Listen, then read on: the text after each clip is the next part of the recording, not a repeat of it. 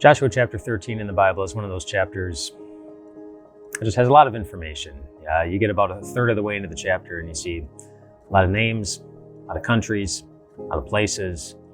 It's talking about the division of the land, and the phrase clan by clan comes up over and over again and again. Clan by clan, God divided up the land. They received their inheritance, clan by clan. So all these different things. It's a chapter with a lot of detail. And there's something really good about that. There's some chapters in the Bible where some might read them and think, boy, that's kind of boring. All this detail, all these names, all these places, all these clans that have nothing to do with me. But it kind of does have something to do with you. Remember that God is the one who's responsible for the content of all of these chapters, which means that God knows all of that detail. He knows all the people, all the places, all the clans. He knows all of it. And it's good to have a God who knows the details. Just think of Easter evening, as Jesus appears to his disciples and he shows them the hands that were pierced and shows them the side that was pierced. But Thomas wasn't there. And the disciples, later on, they told Thomas that they saw Jesus alive, but he wouldn't believe it.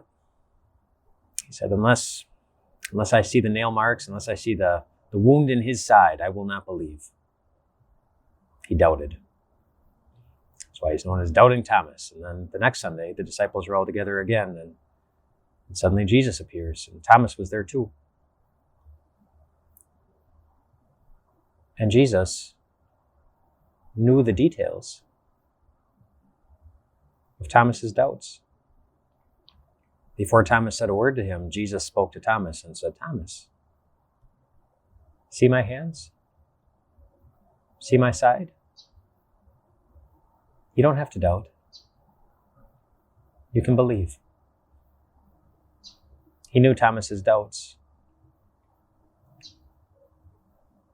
and he responded to them with love. He always does. Go back just a couple of days. It's the book of John. And it's talking about Jesus getting ready to celebrate the Passover with his disciples. And there's a verse in the book of John that says, and Jesus, knowing what was about to happen, knowing that the hour had come, and he knew the details of what was coming, the cross, pain, the weight of sin that he would put on his shoulders, how he would allow himself to be crushed by it. He knew.